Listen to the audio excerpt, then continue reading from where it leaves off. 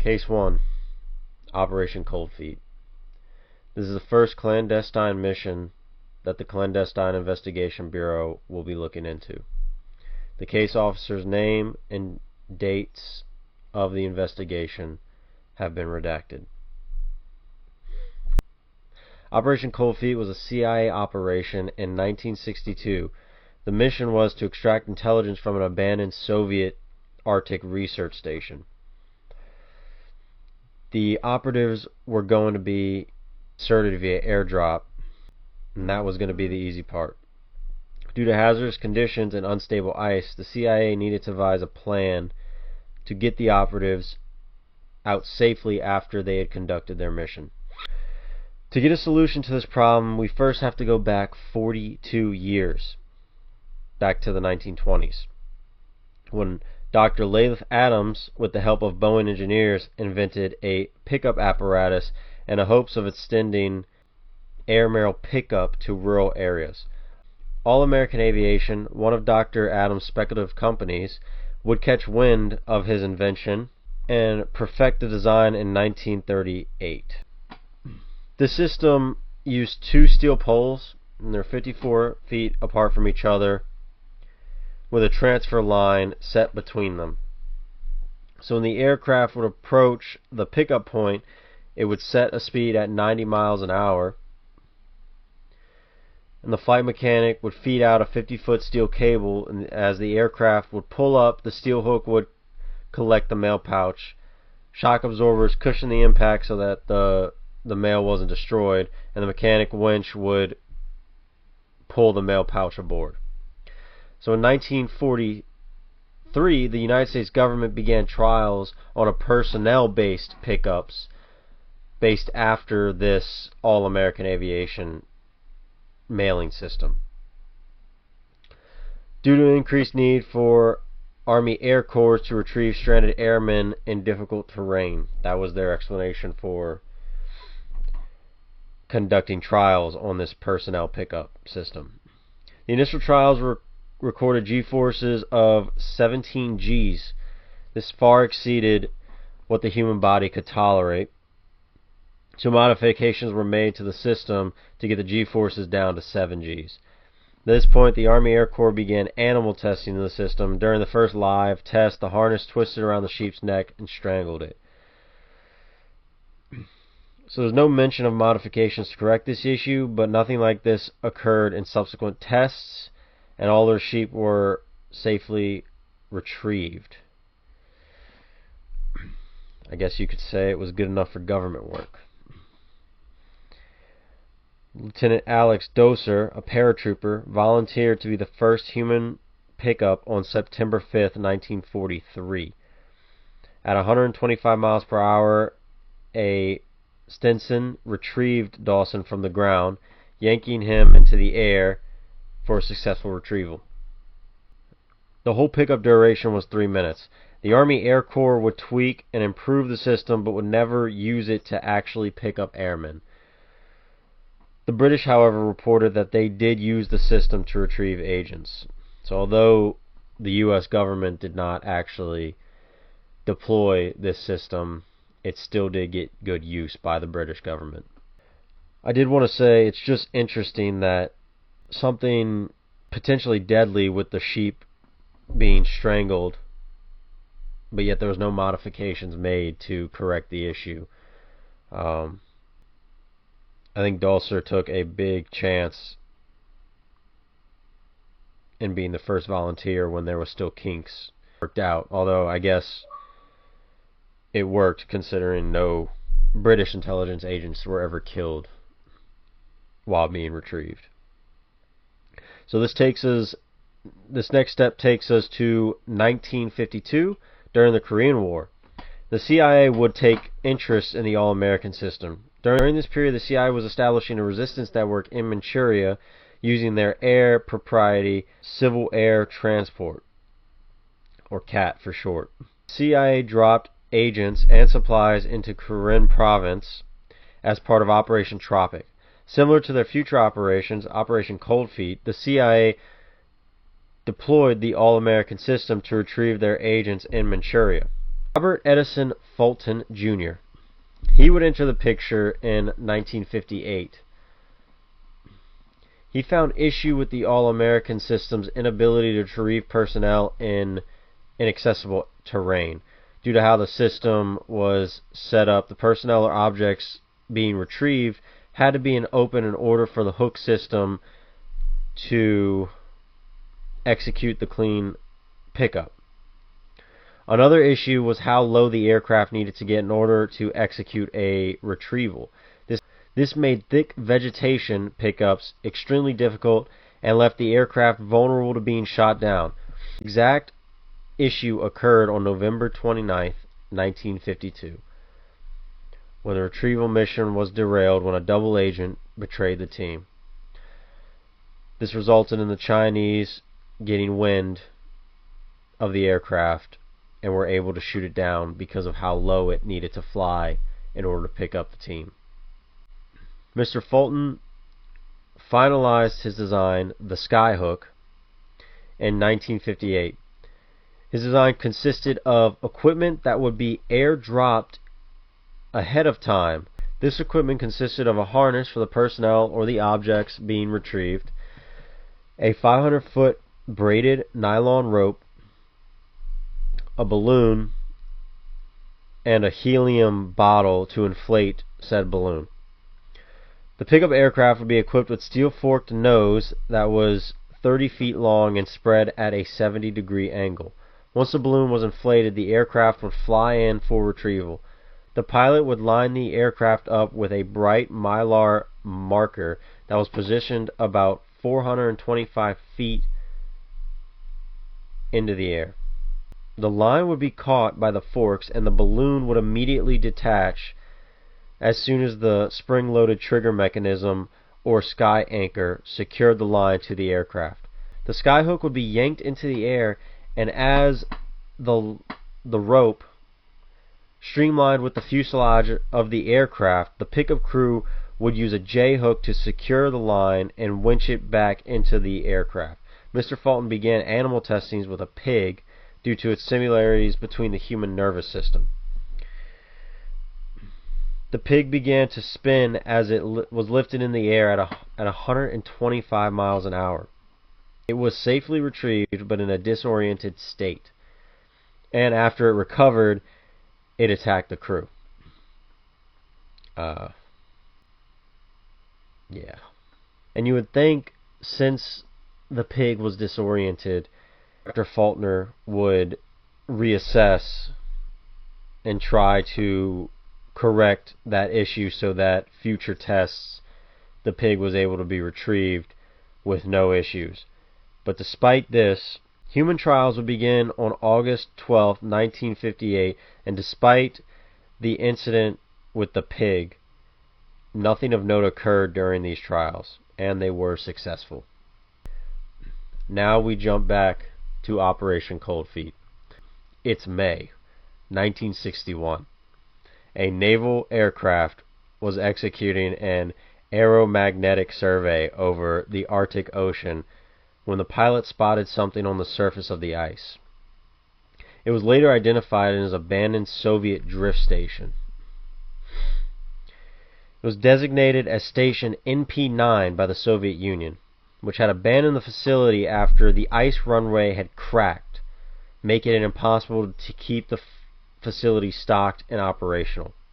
This presented the United States an opportunity to examine an abandoned Soviet ice station, which piqued the interest of the Office of Naval Research. ONR assumed that, like the United States, the Soviets had a similar system of tracking submarine activity. So the chance to get a hold of some of these devices would be invaluable to the United States government, because now they would know exactly how the Soviets track submarine activity and ways to combat it. So, the issue was how to get to the station itself. It was deep enough inland so an icebreaker couldn't get to it, and it was out of helicopter fuel range. Captain John Codwilder, the head of Operation ColdFeet, said the Skyhook would be perfect for this type of operation.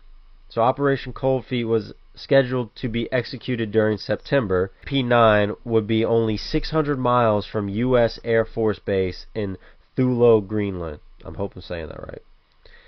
This was the planned launching point of the operation. With the groundwork laid out, it was time to pick a team. O&R picked Major James Smith, U.S. Air Force, and an experienced paratrooper and Russian linguist who had previous experience serving on drift stations, such as Alpha and Charlie of the United States. Lieutenant Leonard A. Lechak, part of the United States Naval Research, who was a former Antarctic geologist. Lieutenant Lechak was not jump qualified, but was quickly enrolled in the program and taught. The two men would spend the next summer training with a P-2V crew on pickups and procedures for the Skyhook system, as well as running training events using the system. While these operatives were hard at work, the Naval High Command was hard at work trying to scuttle the operation. Many argued the operation would never work and the operatives would likely be killed in the process. ONR and Naval High Command would butt heads for several months, trying to figure out whether the risk of loss of life was worth it to execute this operation. Was the potential information they would gather from Operation ColdFeet worth the risk? Thanks to the endorsement of Dr. Breton, head of the Arctic program of the Geography branch of the ONR, Naval High Command approved the operation, but not until late September. Due to them missing their window, ONR tried testing their equipment in below freezing temperatures, but the equipment encountered many issues which rendered it unusable. And after promised support of aircraft fell through, the ONR began to lose faith that the operation would ever get off the ground. Captain Codwalder stated, "The winter dragged without solution." MP-9 continued to drift further and further away from Thun. So, at the end of September, they've missed the deadline. The equipment will not work in the winter. And a lot of personnel on Operation ColdFeet, including the head of the operation, they're beginning to lose faith in the operation itself. Not to mention that MP-9 is slowly but surely becoming unreachable. However, March 1962, a target of opportunity presents itself to the ONR. The mission planners receive an unexpected report that the Soviets had abandoned ice station NP-8 after a pressure ridge had destroyed its runway. This was a more up-to-date version of the NP-9 station, and the ONR mission planners were eager to take advantage of this opportunity. The station was also located much closer than NP-9, making it far more accessible. The prep and planning for Operation ColdFeet was all but complete, so Captain Codwalder made the decision to shift efforts to this new target. After the Canadian government allowed access to the Royal Canadian Air Force Base in Resolute Bay, about 600 miles from NP-8, Captain Codwalder initiated the operation. It's now mid-April. The P-2V, a Lockheed aircraft, and a C-130 support craft from Squadron VX-6 depart Fort Churchill, Paxson River, on their way to Resolute Bay. Captain Codwell had hoped of an updated location for the hydrographic office about their monthly ice reconnaissance flights, but due to bad weather and navigational errors, there was no such update. To remedy this issue, he used the month-old imagery and a drift prediction from the Hydrographic Office to get a likely position of where NP8 would be currently. The P2V would stay on standby in case an immediate extraction was necessary, while the C-130 would carry and drop the party to NP8. After everything was in place, the C-130 launched in search of NP8.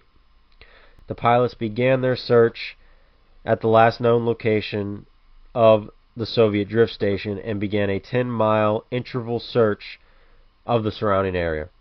After hours of seeing nothing but ice, the C-130 would be forced to return to base to refuel. Day 1 was over, and the operation had yet to bear any fruit.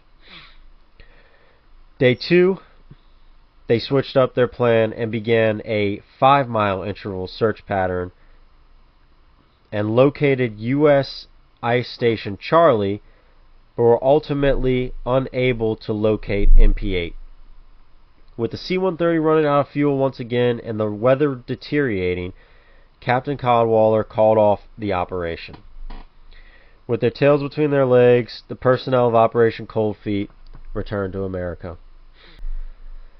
However, this would not be the last we hear of Operation ColdFeet, because on May 4th, a reconnaissance flight spotted NP8.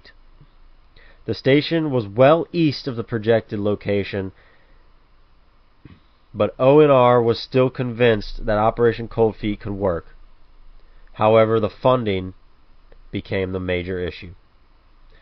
ONR's mission now was to find funding for the operation, and that funding would be found with the Defense Intelligence Agency. Fulton approached Intermountain about participating in Operation ColdFeet due to their involvement in the Skyhook operations with the CIA.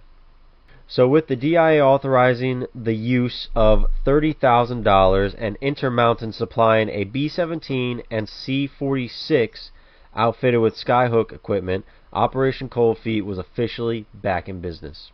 May 26th, the B-17 and C-46 reached Point Barrow, which replaced Resolute Bay because of the lengthy diplomatic clearance from the Canadian government. Piloted by Cirrus and Price and accompanied by William Jordan, an experienced polar navigator, the B-17 began its search for NP8. On May 27th, the B-17 headed in a northerly direction at 8,000 feet for almost 4 hours until they reached the ice station's predicted location. At this point, the aircraft would descend to 1,500 feet and initiate a square pattern search. Visibility was poor, with Cirrus recalling that it was a foreboding dusky gray, and it was the most desolate, inhospitable looking, and uninviting place I had ever seen. After 13 hours of searching, NP8 was nowhere to be found, and the B-17 was forced to return to Point Barrow.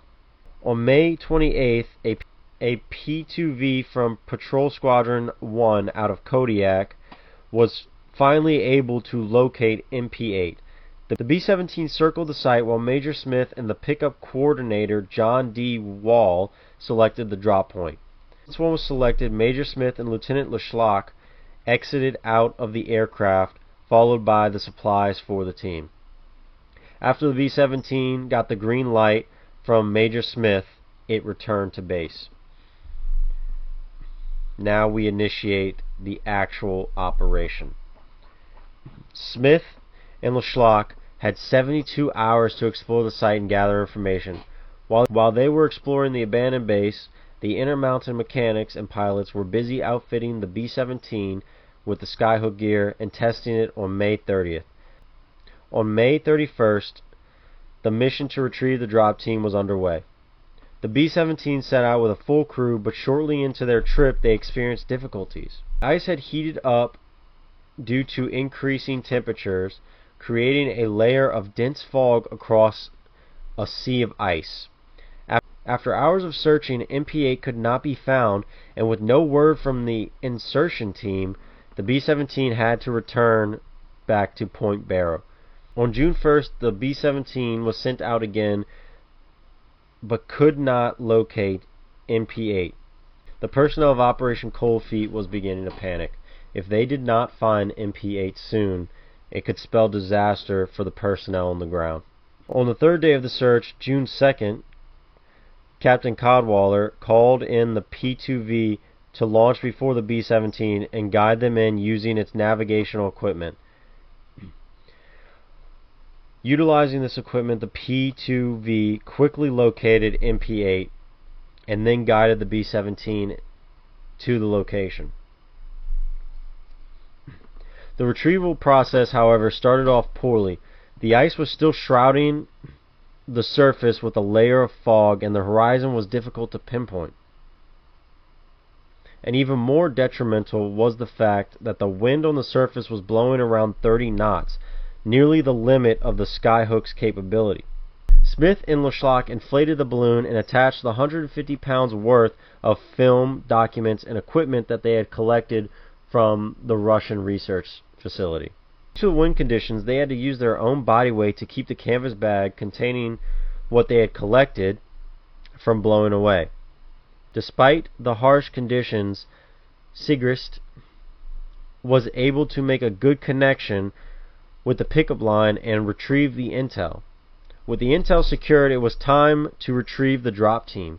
Flock was up first, but as Price, who had switched seats with Sigrist to give him a break, came in to scoop and pick up the line, LeSlocq was ripped from Smith's arms and dragged across the ice. He was stopped by slamming into a massive block of ice, knocking the wind out of him. Price hooked the line and LeSlocq was pulled into the air. He, however, was quickly able to correct himself to a proper position and was retrieved. After another seat change by the pilots, Smith inflated his balloon and began to be dragged across the ice like LeSlocq, but he was able to catch himself on an ice shelf. Sigrist recounts how the pickup line was snagged on the left arm of the Skyhook for a moment, but to him it felt like an eternity. Ultimately, the line was secure and Smith was safely retrieved. According to the ONR debriefing, the intelligence gathered from the drift station was invaluable. They learned that the Soviets could operate these stations in complete radio silence. This confirmed the ONR's theories that the Soviets were interested in acoustical work, which subsequently confirmed that they were monitoring submarine activity in the area. Some of the equipment was able to detect under the ice U.S. submarines, and intel suggested that the Soviets were trying to develop Arctic anti-submarine warfare techniques. Through the documents and equipment recovered, the ONR also discovered that the Soviets' research in polar meteorology and oceanography surpassed the data collected by the U.S. government. With this operation taking place during the Cold War era, any edge the United States government could get over the Soviets was worth the risk. The overall opinion of Operation ColdFeet was that it was a success. Captain Cadwallader, however, the head of Operation ColdFeet, wrote that the greatest accomplishment of Operation ColdFeet was proving the practicality of the Skyhook system. He did have a point, however. Not long after, during the 1960s, the Skyhook system was rendered obsolete with the development of aerial refueling capabilities for helicopters. Leading up to this, the Skyhook did see use in the military and Central Intelligence Agency in future operations.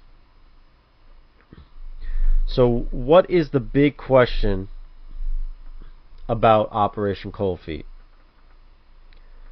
Was it worth it?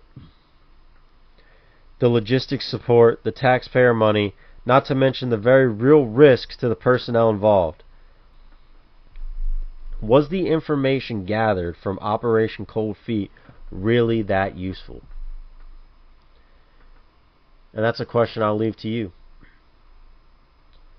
Something that you have to answer for yourself. The point of this organization is to research and document these clandestine missions. But it's up to you to determine whether they were ultimately worth it or not. Thank you. This has been the conclusion of Case 1, Operation ColdFeet.